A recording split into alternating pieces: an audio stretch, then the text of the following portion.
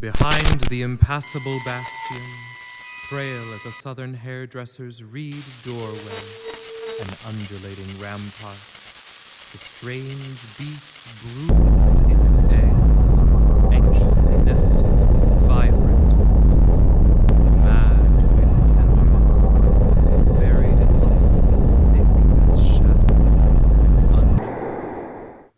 The eggs are soft and warm, their shells tremble, a bagpipe sack. The beast is faithful, somber, senseless, pensive, like a despot of Muscovy stained with blood, or an infant flecked with spit. A man without a voice, without eyes, without a face. He's tried all the games, taken all the spills, speaks every language. The dead man returns and sees himself dead. That dark man going past, feet shod in red slippers, protrude from an iron bed without a mattress. High overhead fly two haloed archers with invisible plaintive arrows. The great candle burns in the window, and the three masters set sail.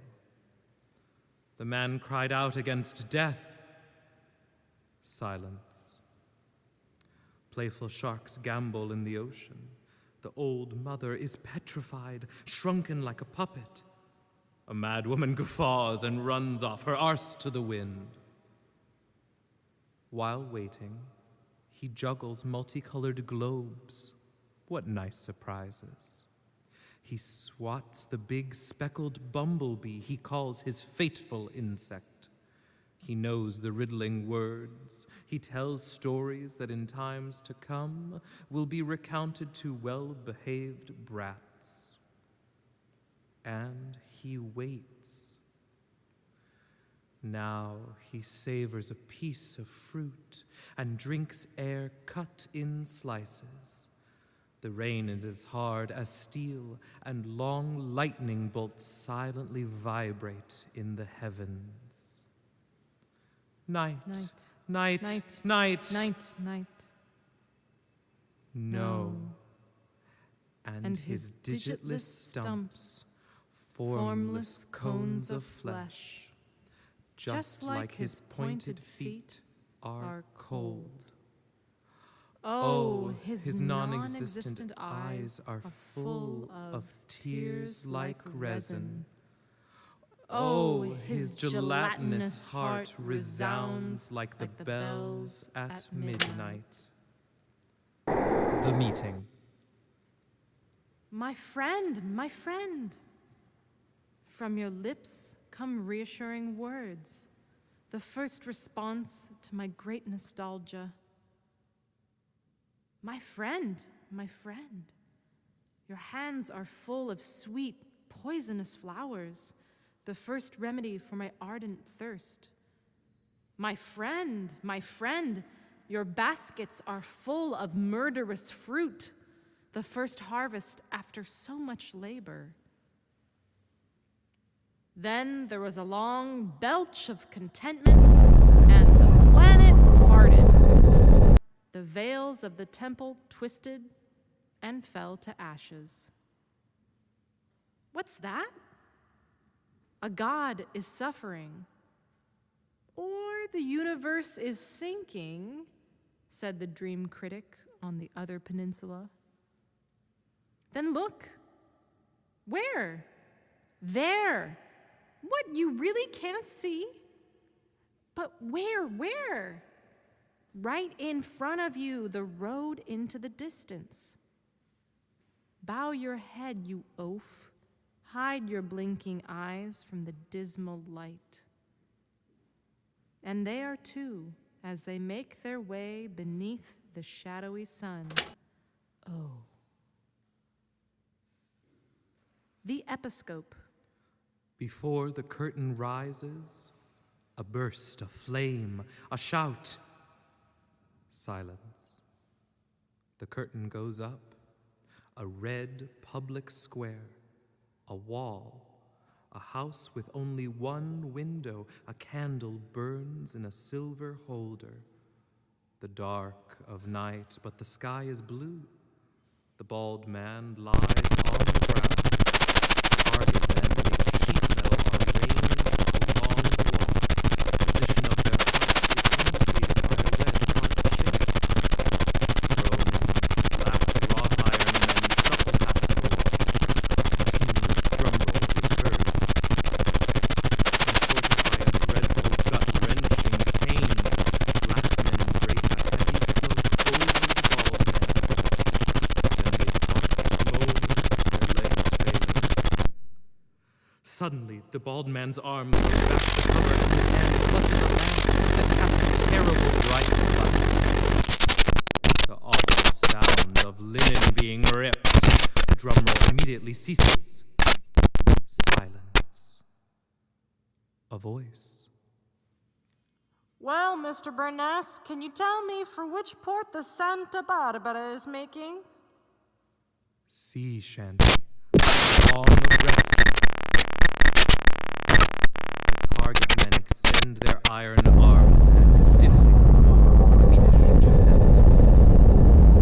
Curtain. The tower scene. The stage is set on 2 levels. The upper level, a conical room in the top of a tower, it resembles a ship's cabin. 2 windows, like portholes, open onto a cold, hard sky. An upland sky. Scarlet rug, black drapery divides the room. In the rear, a bed, as heavy as a catafalque, hidden by curtains. The lower level, the tower's interior, stone staircase. Near the floor, a square opening that frames the yard arms of a 3-master.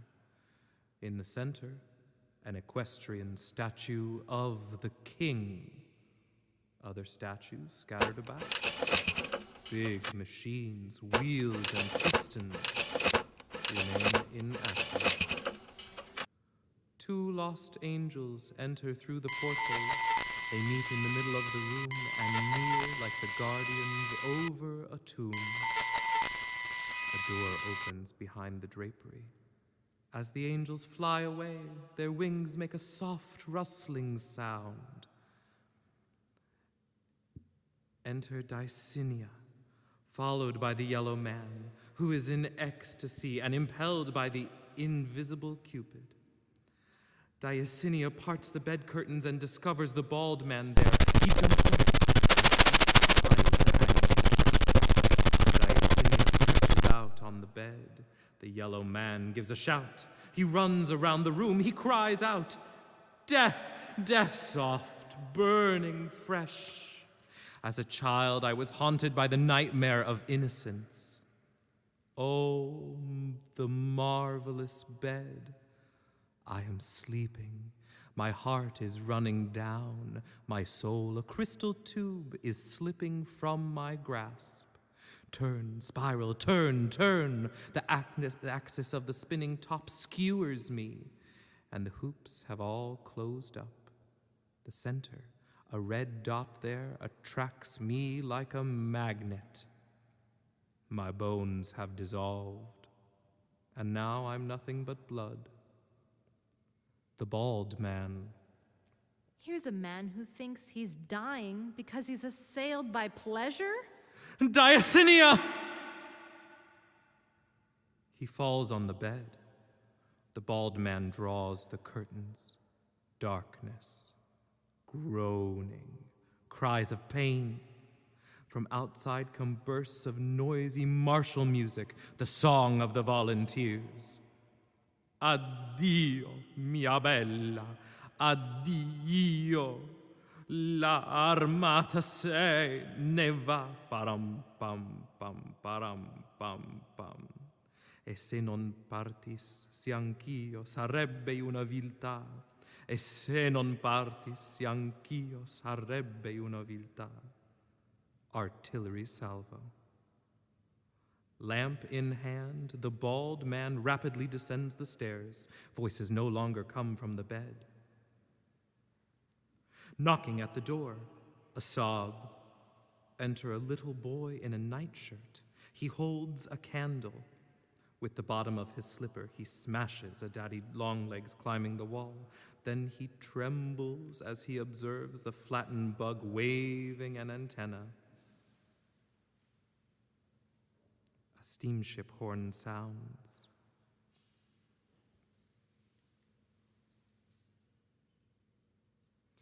Genova! Genova! The bald man reascends the stairs, accompanied by the yellow man's mother. Once in the room, the bald man opens the curtains and reveals the yellow man and Diacinia sleeping. The bald man passes the old woman a wooden-handled steel lancet connected to an electric wire. The mother plunges the lancet through Diacinia's breast. A greenish flash. Diacinia doesn't open her eyes or cry out. She raises her arm, sits up straight in bed, and falls dead. Statues in the lower part of the tower begin to move. The bronze horse carrying the king gallops on its pedestal. The king pulls on the reins. The yellow man groans in his sleep. The mother places a wooden pot of sunflowers in the middle of the room, along with a chair in which she sits and softly sings to her own guitar accompaniment. Oh, Nina, hear how I suffer. You daughter of a whore, daughter of a painted woman, you tried to take him from me. Tra-la-la-la-la, amore pietà. A lovely morning, then bang, your dad was shot. Lorenzo, Lorenzo!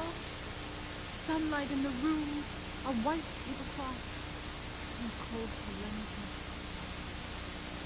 Knock, knock. In a black frock coats and top hats, 3 pale gentlemen were at the door. Giuseppino, Giuseppino! Oh, daughter of dogs, you took my little Jesus. Oh, daughter of wolves, you took the joy of my breast. Oh, daughter of jackals, you took my heart, my little gizzard.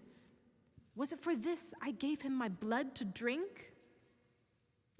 Merciful death, thanks a lot. Tra-la-la-la-la, amore pietà, Giuseppino, mio bambino, tu sei bello come un fior. Tra-la-la-la-la, amore dolor. One of the angels from before appears at the window. The bald man plucks a big sunflower and throws it at his head. The angel falls dead on the parapet. The yellow man moans and groans more loudly. His anguished gestures show that he is the victim of a nightmare. The mother continues to sing very softly. The bald man lights 2 big candles and places them on the rims of the portholes. Night has fallen. Then he exits and slowly descends the tower stairs. The sleeper cries out in fear. He waves his hand. He calls, "Mama! Mama!" And the mother sings louder with anguish as well as joy. The yellow man awakes. He jumps out of bed. He shows no surprise at finding Diacinia dead. He picks her up and deposits her in the chair. The mother has retreated to the back of the room. She is no longer singing. The yellow man lays out Diacinia's body. She looks alive. He raises her head with a pillow. He puts sunflowers in her hands, in her hair. He starts dancing around the corpse. He is seized by madness. The mother watches him from the back of the room and cries. In a fit of insanity, the yellow man leaps on his mother and kills her. The old woman shrinks. Before long, she resembles a big stone doll. The yellow man looks at her. He's deeply moved. He weeps. He calls to her. He begins playing with the doll. He embraces it. He rocks it. He throws it to the ceiling and catches it again. He throws it to the ground and tramples it.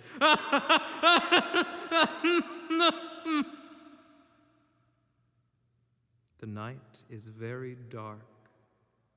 The two candles glow strangely in the windows.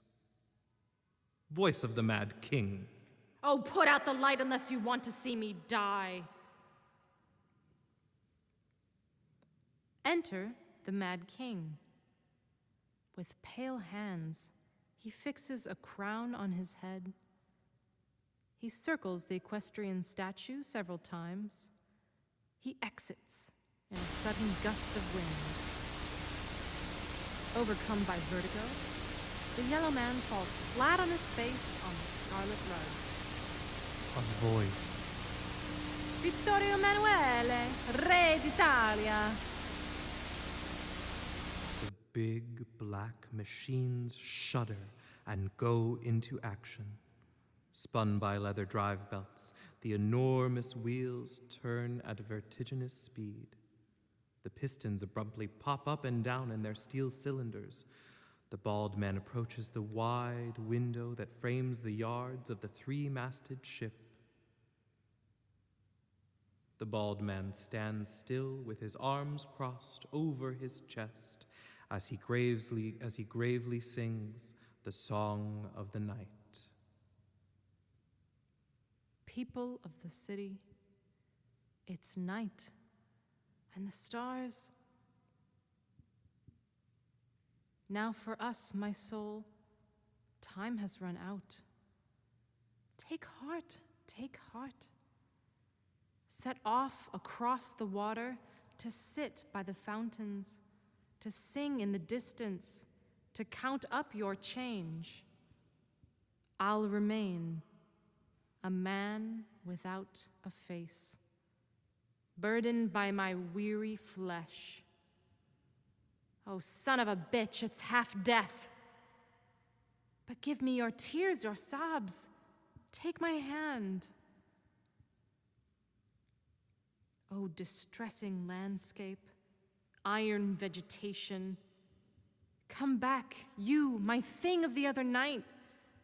You had a weird body, sad like a machine, complicated being, strange animal. Oh, woman, woman of my nostalgia. Suns like copper flowers, formless worlds, silent cities, creamy light in which severe, exhausted birds trace their courses. Springing up everywhere, you had no existence apart from passion, joy, pain, and desire. Suddenly you were a house, a rock of hope. My palms were sweaty with the desire to seize you. The moment is reborn in the hour of farewells. The metal birds spread their rigid wings. The statues march off in step. The fountains have dried up. In the vast, silent squares, steely sentinels pass, then pass again. The great machines run on mysteriously, without fire or noise. The Samaritain's palm tree bends low to the water, and there is no wind. Now, let us part in silence, my soul. Steady. Farewell. The springs are silent. I too am a dead angel. People of the city, its night and the stars. I am alone, distrustful, defeated. I surrender completely to her soft and terrible hands. Have mercy on me.